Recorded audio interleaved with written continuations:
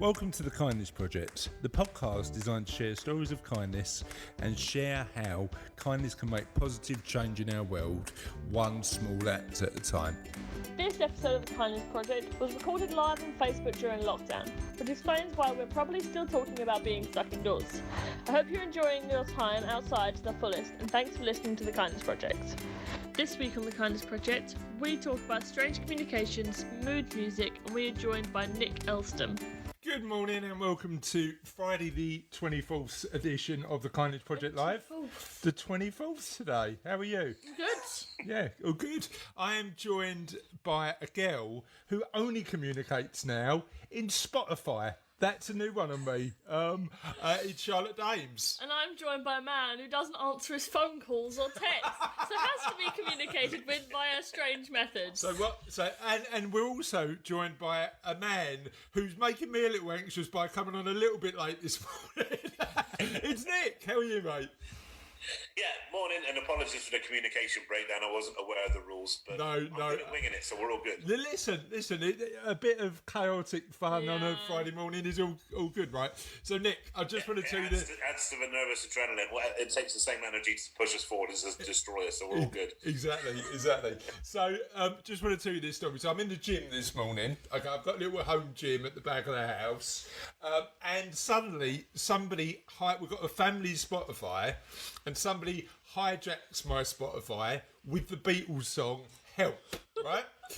So I'm trying to work out who's hijacked my Spotify, and literally I'm ignoring it and carrying on training and trying to get my sort of exercise workout done, but the more it carries on, the more the song gets repeated. So all I've got is "help, I need somebody," and then it stops, and then "help, I need somebody." So I come down the house, right, and say, "Who's mucking about my Spotify?" Charlotte says, "Me.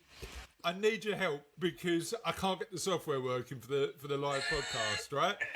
So apparently we don't use emojis anymore.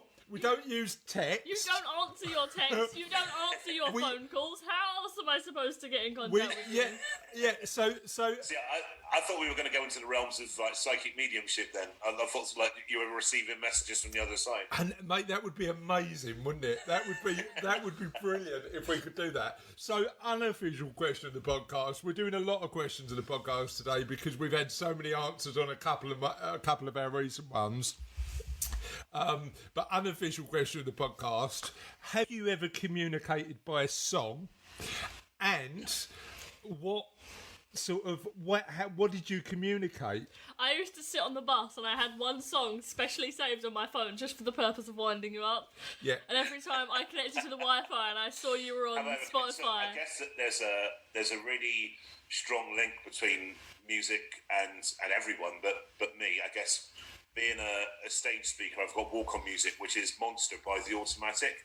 What's that coming? Oh, great song. Yeah. So, in terms of communicating my song, no, but that song puts me into preparation mode. It's really weird. If I hear it away from speaking, I kind of feel like I need to do something. Yeah, so it's your action song, right? It's that song that sort of gets you. That's my call to action. I'm about to go kind of song, definitely. Yeah. Do you listen to it before you go on, as well as that sort of as you walk on or not? So if I'm in an event where I've got no walk-on music, then I'll listen to it before I go on. Yeah. So I still because it kind of it's a kickstart, isn't it? Track. So if it's being played, I know it's going to be played. I won't listen to it. There's other songs I listen to, but music forms a big part of managing my state, and that's managing it up, but also afterwards to avoid that crash, managing it back down again by listening to kind of more chilled out tracks. And what song makes you cry? What song makes me cry? Yeah. I'm a big fan of country music. There's a lot of country songs that makes you cry. It's on about like losing your dog or your missus or something. So there's a lot of sadness in country music. When you say there's it's the same reason I guess I do what I do. I love the storytelling element of country music, so a lot of that can actually make me that kind of frame of mind. Yeah, when you say there's a country song that makes you cry, you mean all of them, right? pretty much, it's a good chunk of them, more than any other genre, I guess. Yeah. My one. The creme de la creme of that for me is this, and do check it out if you ever want to kind of have a good old kind of mope to yourself, is Whiskey Lullaby by Brad Paisley and Alison Krauss. Alison Krauss is amazing. If you really fancy a good old cry, put that on, that'll do it. Whiskey Lullaby, right, that's been added to my list. My one is Daughter by Loudon Wainwright the Third. Okay. Yeah, not heard that. It's an amazing track. It's about family and kids and stuff like that, but it's just the lyrics are. It's a bit more folksy, but the lyrics are amazing. What song makes you cry, Charlotte? Don't know. I feel no emotion. I like. What's that song? With the man, he gets hit by the taxi. Oh, Just Jack. The Day I Died. Yeah, that is an amazing song. It's a good track. Yeah, it's a good track. Yeah. It's a really weird question. So you've really thrown me with that, which is good. I like being thrown by questions.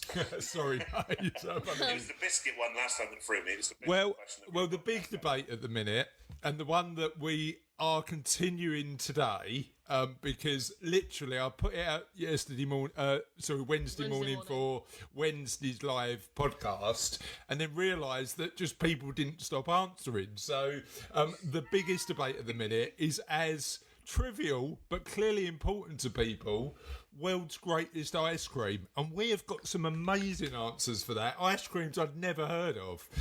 What's your favourite ice cream? Well, for me, there's no competition at all. It's ginger and honey. Ginger and honey sounds good, actually. That does sound really, really good. But it has to be Cornish clotted cream in the mix somewhere with that as well. Amazing. And it's amazing how geographical people's answers got, right? So it's like, I am only having this vanilla from this particular shop, often in Cornwall, or in Italy, or like one of the other homes of that. I think I have some ginger and honey tea in the cupboard. Have you? Yeah, that's the same. Yeah, not as fattening, but so that's probably better for you. So I think I mentioned on the podcast last time that my happy place is St Ives in Cornwall. We spend pre-zombie apocalypse, we spent about 5 or 6 holidays a year down there. There's just a place down there that does a lot of kind of really nice, creamy kind of ice creams. So yeah, that's definitely there. Yeah, no I mean, cool. And you're not a million miles away. Are you in Bristol, right? So I'm Bristol. Yeah, I mean it's still a good 3.5 hours down, but it's So it could be worse. It could be a lot further. Yeah. So world's greatest ice cream. The saga continues, and it's almost as contentious as the biscuit one, because Jaffa Cake ice cream got brought into the mix last time. I'd never heard of that. Had you? Doesn't sound too pleasant. No, but the actual question of the podcast, not just last time's question of the podcast, and we've got a few answers for this as well, is what was your greatest festival experience? So what do you remember from festival, Charlotte? Well, we did Camp Festival. Yeah. And we saw Ed Sheeran when he wasn't that big. You remember that? I know.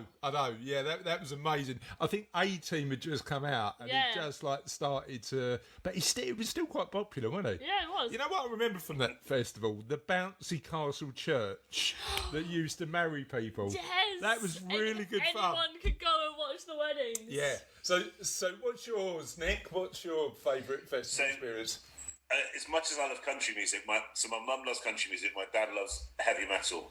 Really eclectic mix I've got. Yeah. So my best concert experience was going to see Iron Maiden play in Newport. And for Maiden fans out there, this was when Blaze Bayley was the lead singer in between Bruce Dickinson's kind of coming and going. Right. And they were kind of relaunching really under Blaze Bayley. And it was the Prince of Wales pub just around the corner did a promotion for Bacardi Spice that night, and it just launched, and it was 25p a shot. And it was, should we say, it was a heavy night. Fuzzy memories of being in the mosh pit, just like basically bouncing around and pushing each other and stuff. It was just a crazy night. Amazing. Yeah, fun. Amazing. Memories. I don't know if it's one of my favourites, but my weirdest music experience was seeing Barry from EastEnders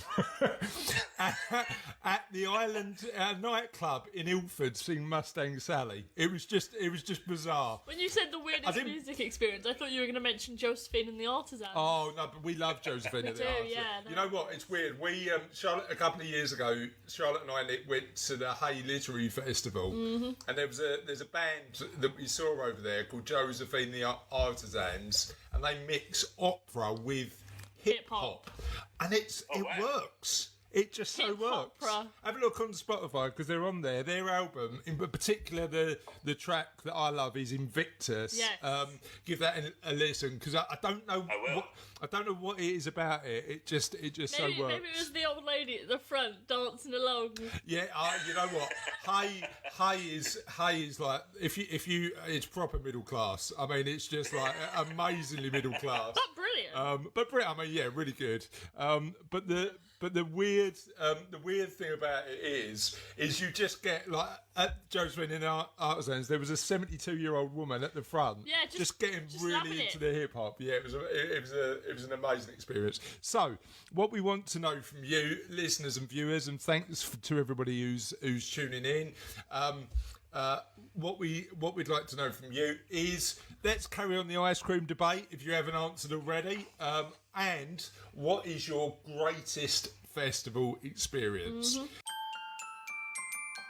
And we've got this amazing guy who every single day supplies us with some really positive content. It's David Forsdyke, who Dave every day, thankfully, gives us stuff to talk about what's going on optimistically out there at the minute. So he calls it Dave Forsdyke Silver Linings, and we still haven't come up with a jingle for that, have we? No, we've still tossing up between silver linings and reasons to be grateful. So we'll go with either.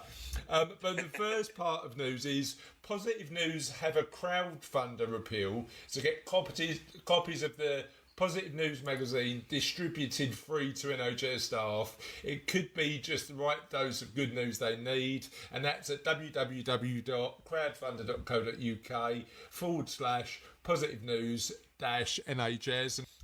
Twins in Italy have had a joyous cover played on violins. Try not to smile while you watch that. Challenge accepted. I mean, you know what?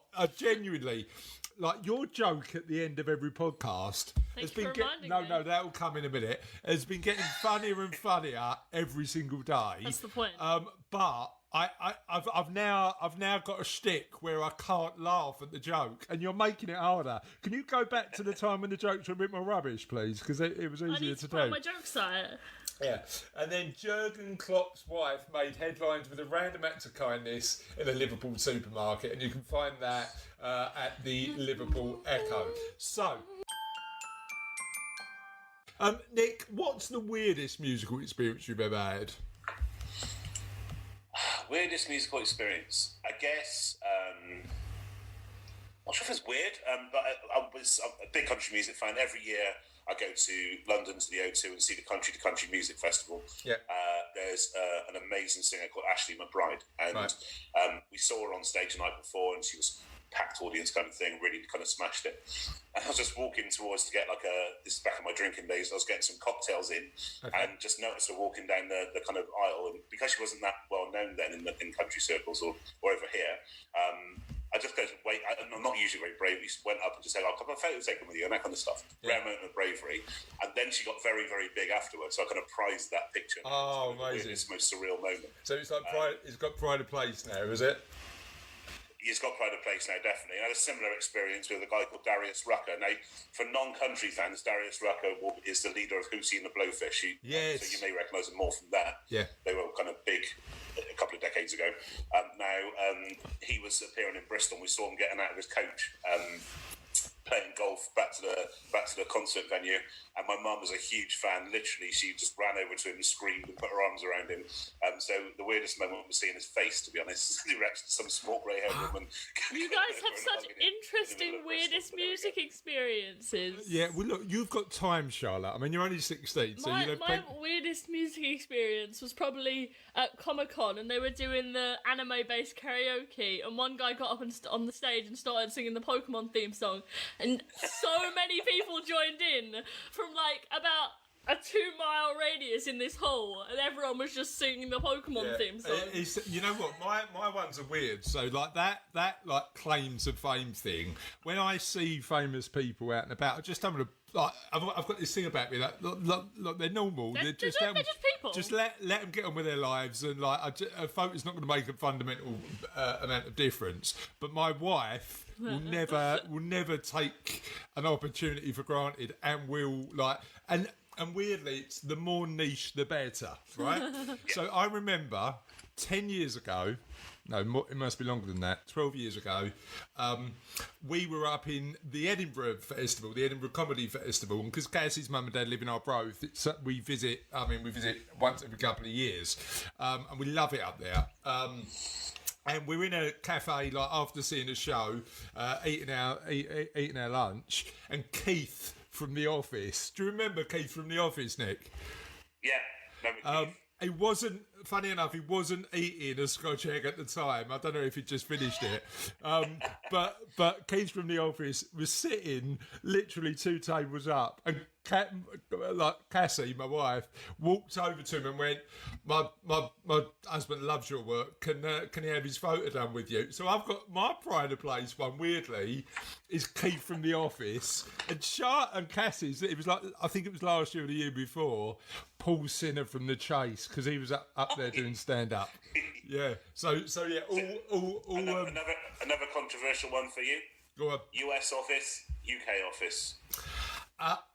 Look, you know what? I'm really looking forward to Afterlife coming back on Netflix today, because I think, weirdly, Ricky Gervais tells amazingly human stories. You know, he's just he's got such a like sort of. I love Derek as well. Derek was great. Yeah. You guys are talking about this, but I've seen none of these shows. Are you joking? Sorry. You're barred. I prefer US office to UK office, the US version. You know what? Weirdly, I thought it went for longer as well. I think the US office improved over time when it found its own voice. When it stopped being an imitation, it probably would have gotten better. Yeah, and I've got a new weird moment actually. I just looked up our page on our podcast video on Facebook, so I can now see your beautiful faces as I was speaking to you. Oh, amazing! That's good. Slight delay. Yeah, good stuff. Right, so let's talk about you, Nick, instead of the weird stuff we normally have a chat about. Tell us a little bit about you. Okay, so I'm an inspirational speaker on the lived experience of mental health. Yes, that's a job. It's been my job since 2016, full-time as a speaker. Last year I founded a company called Forging People, which is a new breed of people development. It's a human-centered, emotionally led teaching. So I run things like speaking academies to help people tell their stories, whether it's to an audience, maybe sometimes to themselves. Yep. And I think there's a lot of power in owning our stories as opposed to our stories owning us. Yeah. And Forging People as a title came from a line in my talk that we either let our adversities and our challenges define us negatively for the rest of our days, or we choose to allow it to forge something better, to forge something powerful that never existed when you're going through your stuff in the first place. So it's very much what started as a passion project is very much my career, my job, what I do. And it's interesting, that sort of stories defining who we are is super powerful, because as you say, sometimes the stories we tell ourselves are govern the way we behave, even if it doesn't make us happy. Yeah, absolutely. I mean, the 3 things I focus on when I work with people, whether that be as a speaker or in terms of training, coaching stuff, is looking at or breaking down a lot of the time our conditioning, our narrative, and our perspective. And I think if we can get control over those 3 things, then we can create whatever we want to create with that. because I firmly believe we have all the answers. We just don't ask ourselves the right questions, and if we do ask ourselves the right questions, then sometimes we're afraid of the truth, and that can be because of cultural influences or parental influences or whatever that may be, or just generally the way we've been brought up. You look at mental health, for example, that even if I'm 42, so even at my relatively young age, I was brought up with the stiff upper lip, man up approach, as we all were. So therefore, it's no wonder actually there's kind of a real turning point generationally and culturally now that is starting to be talked about in a proactive way. Yeah, I think you're right. I think the attitudes, and one of the things that I'm grateful for is the fact that attitudes around mental health have changed in recent years, and allowing people to open up. So how does so I know you speak. Talk to me about what your presentations are typically about. Talk to me about that. Okay.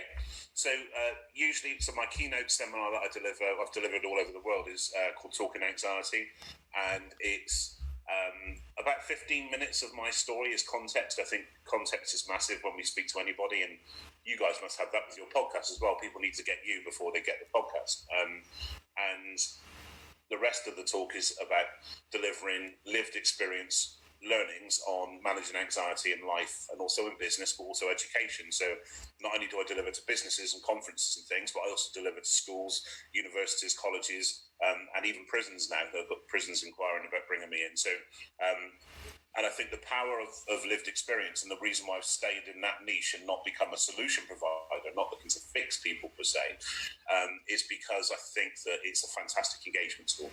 It's a great way of increasing engagement in the wellbeing initiatives that are already out there. I'm not looking to change anything. Yeah. Not exclusively, but especially with men. A lot of companies will bring me in, like the top law firms in the world have brought me in to increase engagement by 80% by delivering one tool in the stuff they've got going on already. Yeah. And I think it is just a case of that thing where brutal honesty, as in the truth is absolutely liberating. If I tell people exactly kind of how it felt for me and what it was for me in my experiences, that they just feel the trust in opening up straight back, and it can be that instant. Yeah. I'll start delivering talks with a load of arms folded like this, kind of like writing a beardy boy entertain me, and actually by delivering that kind of disarming truth, arms drop straight away and people engage. They're not doing this, they don't want to listen, they're doing this to protect themselves. They know that I'm talking about a subject which is sensitive to them. Yeah. And actually it's that element of it's okay to tell stories where we're vulnerable. And when I know when I've seen you present that fact that you're standing up there saying, you know what, it's okay not to be perfect, it's okay to be vulnerable, and it's okay to admit when you need help, is all important. Absolutely. Right? I think there's a talk that I deliver at the moment I've been doing virtually to lots of different organisations and networking groups and things, and it's called Vulnerability to Bulletproof. That actually the true kind of brain or life hack to becoming bulletproof in terms of whether that be in a business sense or whether that be personally and professionally in any way, is to practice vulnerability daily, is to get used to telling people the truth, to not being afraid to show the ups as well as the downs. Yeah. And actually, when you practice that, like anything, it becomes the norm. And what you find then is that vulnerability becomes a superpower. So one thing that we're really afraid of, we fear ridicule more than we do death. It's crazy. And that's shown out in public speaking being a bigger fear than death. It's true. Yeah, well, it's fear ridicule more than dying. Well, it's an interesting. When we practice that daily, we suddenly become bulletproof, that no one has anything on us. Yeah, there's nothing there that you don't want to show. Yeah. So it takes away a lot of that pressure we have on ourselves to mask stuff. Yeah, and it's interesting because it goes back to that thing where fear is fear in our lives is going to happen. It's a fact that we need to get comfortable and used to it to make sure that when it does come along, we've got the tools to cope with it, sort of thing. That's the key, isn't it? Talk to me. It is. Yeah. Anxiety is a healthy mechanism. You need that. Is your brain telling yourself there's a perceived danger. You don't want to get rid of anxiety. What you do want to do is be able to manage your state when you're feeling anxious. How to bring yourself kind of back down again, how to bring yourself up sometimes, and putting yourself in charge of building your own playbook and knowing what that looks like for you. Yeah. So you talk specifically about the learned experience because of the experiences you've gone through personally. Do you think that's important to share your experiences from that perspective as opposed to from a theoretical or sort of just a third party situation, because it's personal, isn't it? Yeah, it's personal, so it shows authenticity and vulnerability, and that engages an audience far more than a classroom approach of teaching them how to do things, or to even have a medical professional or something. People think they're going to be, like, essentially in life, people just they just want to be heard. They don't want to be fixed, because they're not coming to you as a non-medical professional to be fixed. They just want to be heard. They want to feel that in a safe place, and then they'll go and find their own way forward. That being said, morally, I also know my responsibilities. The reason why I don't advise anybody in that sense, and the reason I actively signpost to medical professionals I'm a Time to Change mental health champion, lots of different organisations I represent, is because actually morally, if I'm going to raise this stuff with people, then I need to know what to do with that, and that's why I actively signpost. I don't profess to fix anyone, to be a solution. I have done my mental health first aid training, but purely so I've got a deeper understanding of where people are right now in any journey. The most powerful combination of events that I work at are, I've been on like panel events for the BBC, for example, where there was a medical professional, GP, psychologist, me, and somebody else, where actually we all came from a very different kind of perspective, but our aim and where we get to is exactly the same. Yeah, and I think that's where the power is. It's kind of like that. For me, it's also that kind of accountability that what I'm talking about isn't completely nuts. It does tally up with the medical stuff as well. Yeah, I mean that collaborative approach makes sense as well, right? You know, just making sure that you're taking it from all angles. Charlotte's got a question. So, tell us about some of the techniques you teach to support people with anxiety. Okay, so some of the things that I think are worth highlighting is that there's most of the anxiety is created in the thought of doing something, not the doing it.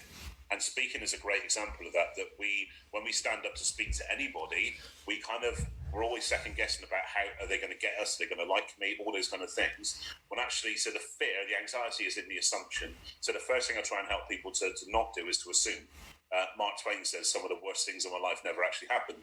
And we'll do that every day. We'll create anxiety and worry about things that are potentially never going to happen because we assume a worst case outcome, especially when you throw something like generalized anxiety disorder into the mix, which is something that's been one of my things. So I think taking away assumption is really powerful. I think especially right now in kind of lockdown mode, I think setting your boundaries is really important. So it could be setting boundaries in terms of your workspace. So I have an office in central Bristol, and then I have an office at home. My wife's working from home, so I've been booted out of my office. I'm now at the dining table. So this is the same space that I relax in later on. So I pack everything away to make sure that I don't see it as out of mind. So actually you do get that kind of disconnection. But could also be boundaries in terms of, I'm assuming you live with the people that you do because you love them. But however, we're now in a confined space for a long period of time. Even those relationships can get tested. So actually setting your boundaries to make sure that you are still doing your own thing within that space and having that joint respect and compassion for people if they ask you the same. Yeah. And the other thing on that front is to say, again, right now, the importance of a routine.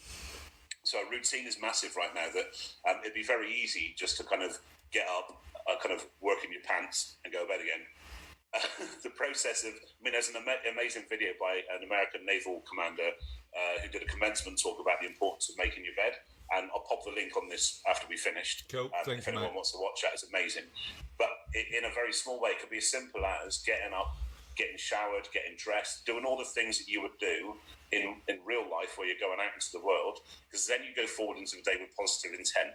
You go forward, and even something simple. I know I put like a splash of aftershave on the other day. It wasn't going anywhere, but I felt better, just feeling like I was preparing myself for something. You know what's weird? I've got my aftershave is a big bowl that I get from my Turkish barber, and that's bear in mind that's the first visit that I'm going to make after lockdown, right? Because this hair is just getting ridiculous now. But I still put it on, and Cassie looks at me and says, "What are you doing? You're only in the house." But it's part of that routine, and it is. I mean, I've had to change some of the routines because of lockdown. But for me, it used to be the walk to work. walk. You know, walking to work was a big one for me. But you've got to adapt those routines. But routines are important, right? I read a book recently. I don't know if you've read it, Nick, called Atomic Habits. I will bookmark that then. Sounds good. James Clear, really good book, and it talks about the importance of, particularly if you're creative, the importance of just all the day-to-day stuff, getting into a routine on, so you know that it's sorted, so that you can focus your energy on what's really important. Really good. Really good book. I mean, on that level, I've been getting up at 6 every morning still, because again, it'd be very easy. I think if the problem is that we could get very lethargic right now, and actually, it's important to rest and recharge at this time as well, of course. But for me, so I get up at 6, go through my kind of little routine. That means by like 7:30, 8 o'clock, I've breakfasted, showered, and exercised, whatever you want to do, and then I'm ready to go, and I've got that energy. You feel that energy when you're ready to go. Yeah. And finally, on the great question, by the way, on what would I work with people on anxiety-wise is recovery. Especially right now, that we all have an underlying sense of dread or anxiety to some level consistently. We're watching the news, we're immersing ourselves in all this kind of rubbish and assumptions and everything else. So therefore, behind the scenes, you will be burning a lot more energy. And I'm not surprised if you and your people that are tuning into this will feel a lot more tired at the end of the day now than they would when they're going out into the world, because we're constantly on that hamster wheel right now. So recovery for me is, again, making sure that you do set a time aside for the stuff you love to do, the stuff that recharges you, to kind of take a step back. Whatever your chill out thing is, just do that, and don't sacrifice that, because it'd be very easy to do all of your work stuff and then all your kind of family stuff, but where do you feature in your own life? You need to make sure you diarise time for yourself too. Yeah, it's that recovery, is it? Do you think as a society we're better now talking about mental health than we were, and have we still got work to do, and if so, what? Okay, so yeah, I think that it's certainly getting a lot better, and with better I mean proactive, and there's inspiration there are tools there are a lot more organisations. I think that's definitely better. The one thing that I still struggle with, and it's the reason why I don't engage with a lot of mental health conversations on Twitter, for example, is because it turns into this kind of mosh pit of despair, that people feel brave enough to be able to share how they're feeling, but with that comes no solution or inspiration. It's just, so it becomes like a mosh pit of despair. So unless people are picking up and responding to every tweet, which is impossible, you kind of feel like you're throwing your problems out there and no one's listening, which then compounds the problems. So I think that there's still a massive space for a platform to bring in solutions to everybody who's posting in it. The closest thing I've seen at the moment, apart from amazing initiatives like yourselves, of course, is things like Big White Wall. If you haven't checked out Big White Wall, I'll have a look. That's an amazing thing where people can just pop stuff on, but it doesn't go unanswered, and it's community led, but also they have a team of professionals behind that who can support people. So I still think there's a massive gap somewhere, but it's better, definitely. Yeah, I mean, it's an interesting one, isn't it? Because certainly social media absolutely has positive sides and advantages, but something like Twitter, I think my experience of it is that as part of the challenge is that it isn't a particularly nuanced platform. So, and again, that might be because of the people who use it, including me. So many debates on Twitter. But again, you know what the interesting thing about debates on Twitter? No, I've never logged on to Twitter and seen a debate and gone, you know what, you've really changed my mind in that 280 characters, because life's more complicated than that, right? Characters, you're not going to do it in that. And when it comes to mental health, I just, as you say, I think you need platforms that are more open to the grey as opposed to the black and white. And Twitter sometimes feels that it's quite black or white. But weirdly, the strange thing is although social media has its downsides, it's also can be a home for positivity, which hopefully we contribute to, and I know you do too. So how do you? It's an interesting question though. How do you use social media positively? I think that So firstly, it's not the platforms. So there was a survey that was done, I think it was by Harvard, I stand to be corrected, that between 18 and 29-year-olds, social media was the biggest anxiety trigger. However, in the same survey, with the same demographic, social media was the biggest source of positive community for mental health. Interesting. Which means that it's not the platforms, it's our immersion in the platforms. And I think that's why I'm very mindful of, for example, I have friends who are anti-animal cruelty, who wouldn't be, but their way of showcasing that is to show animal cruelty videos. And I can't see that stuff, because that will knock me bandy for days. I can't see it. Yeah. That will make... So as much as I love them and I love their calls, that's unfollowed, that content's unfollowed.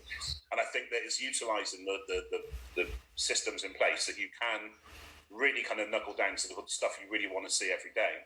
So I've got a short list of people that I follow, maybe 30 people that I follow who I know that are it's not going to trigger me. We've all had that scrolling moment where we suddenly feel rubbish straight away because someone said something, someone's posted something. So I think it's take control of your own platforms. Yeah. But I also think it's exactly what you guys are doing is also turn this into a force for good. That the only way to beat the negativity is to kind of rebel with positivity, and that's what we're doing. So I use things like, I use Insta, LinkedIn, Twitter, and Facebook for different reasons. If I'm speaking at unis and schools, usually my engagement's through Instagram. Yeah. And so there's a whole demographic going on there. And I've also got a YouTube channel where I pump a lot of content out for free as well. Yeah, I mean, your video on how to cope in the current situation, I know I received an email on, was amazing, mate. And if you're watching this video, we'll put a link on the show notes. Feel free to check it out. But can I just say, I am stealing that, and even at work, using it for my business cards. Chris Dames, Positive Rebel. I'm having that. I'm taking that. That is an amazing turn of phrase. With my blessing. Do you want some business cards? We'll have Kindness Project business cards. Charlotte Dames, Positive Rebel. How about that? I like that. That's really cool. Okay, we're taking that. Charlotte's got a question. Oh, I do? Oh, all right.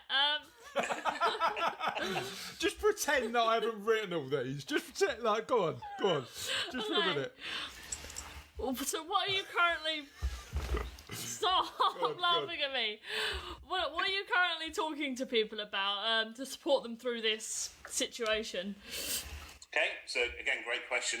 Do you know what? Most of the people at the moment I'm speaking to are people that are in a position of managing people, whether that be as a mental health first aider, a team manager, team leader, a carer, a parent.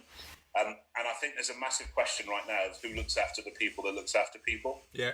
I think that's the biggest challenge right now, is because actually the reason why we step up to be a parent, a carer, a teacher, a mental health first aider are usually because we have either experiences of that before, or we have strong links to that, which means naturally we make ourselves more empathic to that, or we make ourselves more sensitive to that. So if somebody is sharing their stuff with you, we'll take on the burden of not only your stuff, but their stuff as well. So a lot of the work I'm doing at the moment is around self-protection, what we can do to genuinely help people, but also know our limits. So it's kind of like managing our expectations of, if somebody comes to me, of course I'm going to properly, actively listen, no distractions, I'll completely listen to somebody, and then I'll actively signpost them, but it's not taking that on ourselves. And I think, especially maybe for what you guys do as well, you will have communication with some people that need that in their lives because they have a struggle or adversity right now.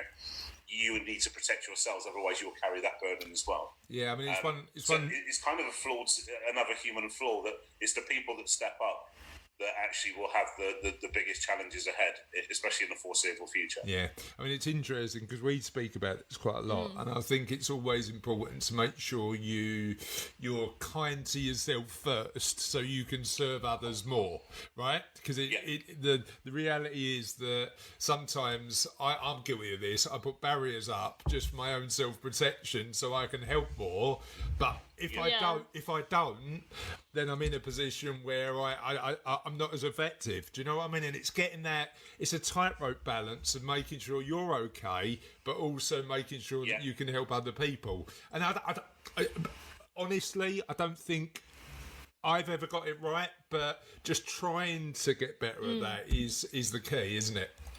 Yeah, I think so. Absolutely. I think this is why it all comes down to self-improvement and self-awareness and self-care. The problem is, and like I said, I speak all over the world on this stuff, the problem we've got is that in the UK we think those things are selfish, so we don't do them. We'll prioritise other people, and it's like the old airplane adage, we've all heard that we put our oxygen mask on first so that we're strong enough to help other people, but we're the first to let that go. And also we give away the choice element, that we forget we have a choice in everything we do and everything we say. We cannot control, basically we cannot control the uncontrollable, but what we can do is choose how we react. That's the choice that we have, is if something hits us, right, we decide how strong we go back at that. We decide what we do. We decide every reaction that we offer, and that's the only true choice we have. So self-awareness, self-care, and self-protection should be high on the agenda of stuff that you practice daily. I mean, I found this a few years ago, but I like Stoic philosophy and the teachings of Stoicism, and certainly The Obstacle is the Way is a book that I pick up quite a lot, because it just teaches you just only worry about the stuff that you can actually control. Like most of the news we've got no impact over, but what we can control is what we deliver to the world, what we do in our own lives, and the decisions we make. And even though you might have an influence over other people, Charlotte's nodding because she's heard this a million times before, even though you've got an influence over other people, the control element is only on the stuff that you do. I know you talk a lot about sort of unveiling the mask, like taking that mask of we all wear off. How do we... Number one, why should people be more authentic? And I know that should be an obvious question, but why should people be more authentic? I think authenticity is key to self-awareness. I think that maybe you should ask yourself, when there's no one around, when there's no one looking, when you're in a situation which is just neutral, ask yourself, like who am I when no one's looking? Like, so we have nothing to play up to, nothing to live up to. Start to ask yourself those kind of questions. What you'll find is a lot of the time that will contradict with the us that's going out there in different situations. So it's not just having one mask, it's having a mask for, I would go to networking events and pretend to be like happy and strong and confident and go and collapse somewhere in the corner afterwards. I would have a different mask for being at home with my friends, my family, because essentially what we try and do is we try and be what people want to see in us. We try and be what situations demand of us, but we sure don't damn show ourselves. That's okay if you're okay with that. But for me, okay wasn't good enough anymore, and that's why I decided to start to share this stuff, is because I'd lost hope. I'd become very frustrated, but also I lost hope of something better. And I think the worst thing about being in that place is the fact that to cut off feeling hate, you cut off feeling love, and to cut off feeling bad, you cut off feeling good. So actually the worst thing is you don't feel anything. And I think that's more of a dangerous position to be in than feeling pain, weirdly. And it's the same reason why you'll see people in toxic relationships or maybe in jobs that they don't like, is because it's easier to stay in a position of pain and frustration than it is to do something about it. It's strange. It's another comfort zone, but our best future lies outside of our comfort zone. But I'm continually doing that. I'm now moving to doing some stuff in the US, and for me, I'm absolutely anxious about that because it's just not something I envisaged. But I'm saying yes and worrying about it later. But it's interesting that everything that's happened to me that's been brilliant and exciting has happened by mistake. So I think that's where authenticity lies. If we start to show the world your true self, and by the way, if you don't show the world your true self, then how does the world know how to help you? How do people know how to help you?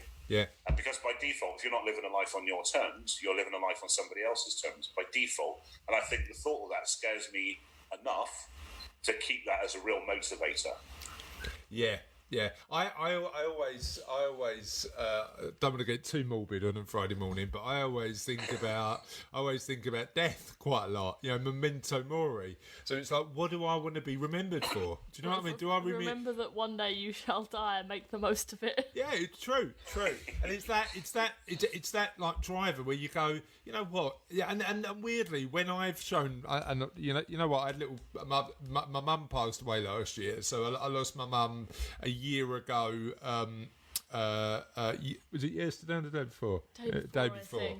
So we had a nice cup of tea and a cream cake, and I thought, I'm going to write a just 100-word piece, and I was literally crying my eyes out, writing down how I felt about it. And I went to Charlotte, and I said, look, I want to show you this. And she said to me, I'm going to start crying now. She said to me, whatever you write, it's good enough. And that made me cry even more. So I was like, but but you know what?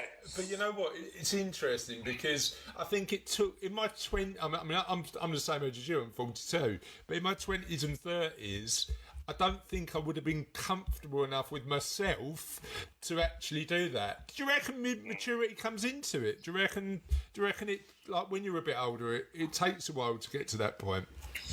Yeah, I think age definitely comes into the mix. I think that there's in two ways, really. I think firstly, you've got more experience, life experience, so therefore you can make a more rounded call on most things, based on your experiences or experiences of others. The second part, which is more the kind of the bloody-minded element of this, is the fact that you're more prepared to put yourself out there because that sensitivity is decreased. Even with myself being highly sensitive, that was decreased a little or enough to start to kind of put myself out there.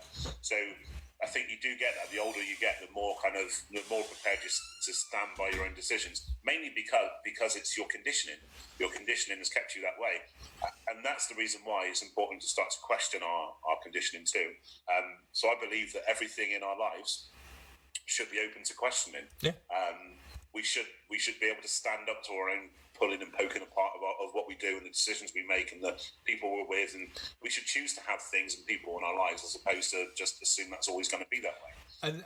And the interesting thing is, as well, is as you know, I run a financial planning business. But I'm not defined by my job. Do you know what I mean? My job is just one aspect of my life that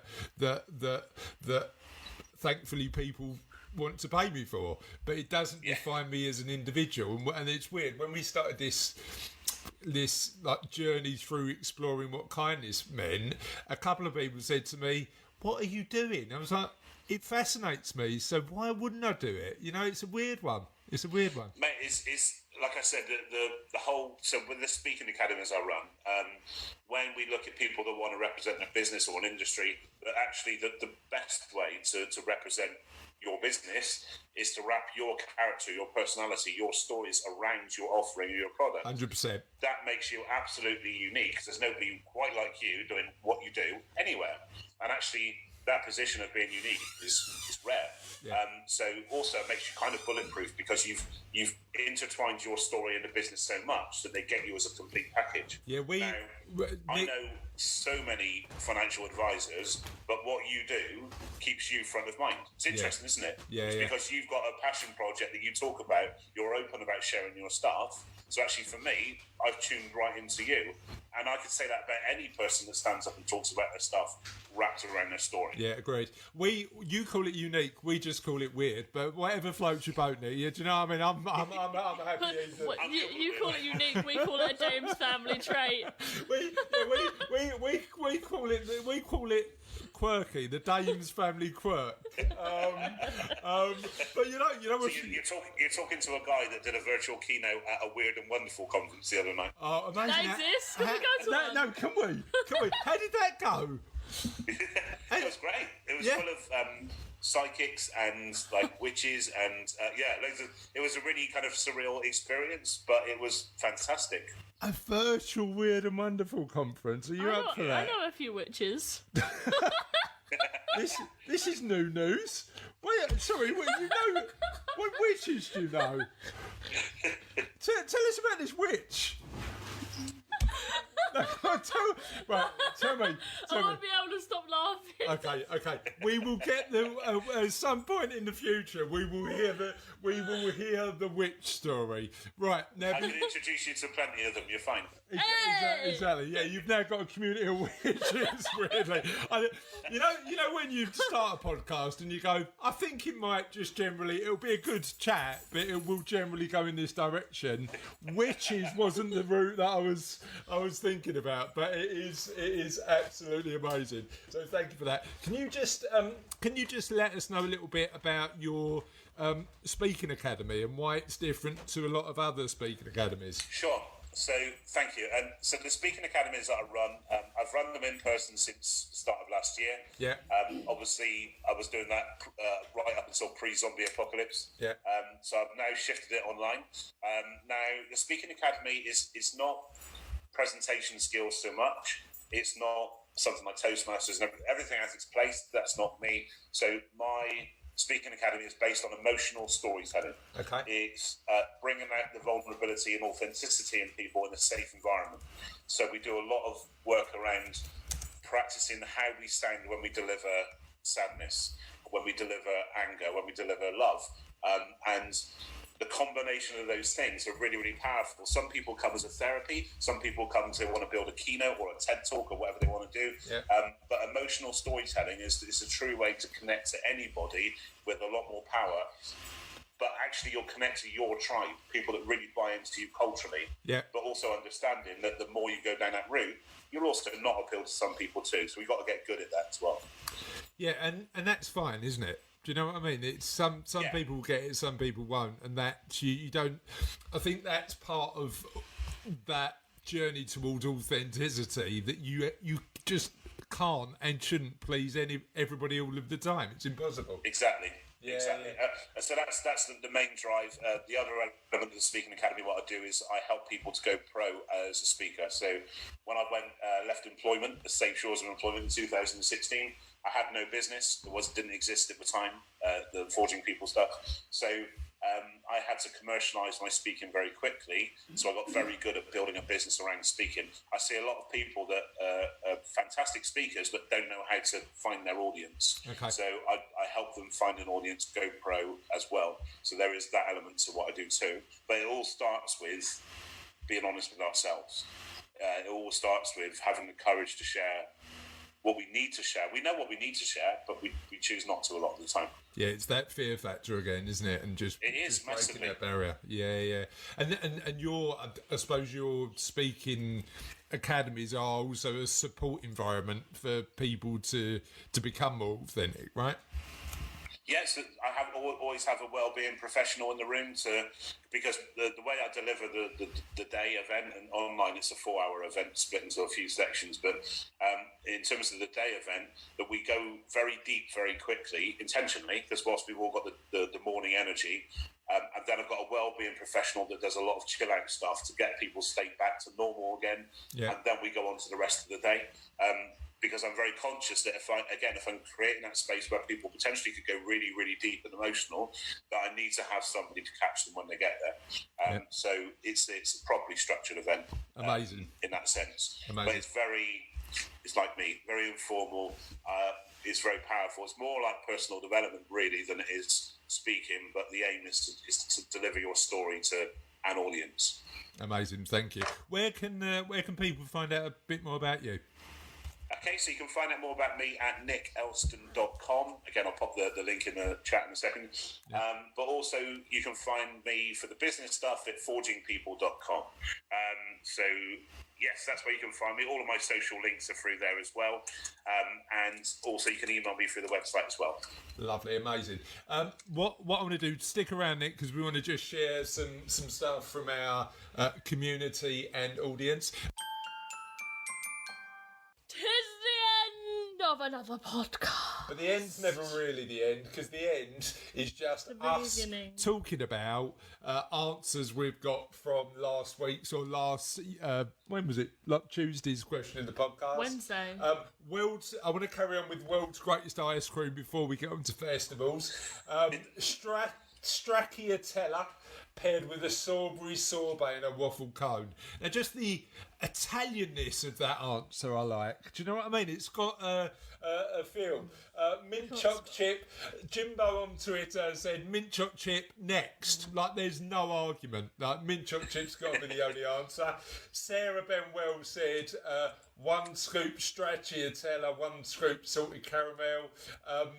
Ian L said rum and raisin. Now, the big debate on the last podcast was, is rum and raisin we worked out that rum and raisin is like the Marmite of ice cream. Mm-hmm. If you love it or you hate it. What's your take on rum and raisin, Nick? Rum and raisin, It's okay. It's okay. Right, yeah. So you are the only one we've had who hasn't had a massively strong opinion. It's been a love or hate. Planner Girl said cappuccino chip, but you can't find it anymore.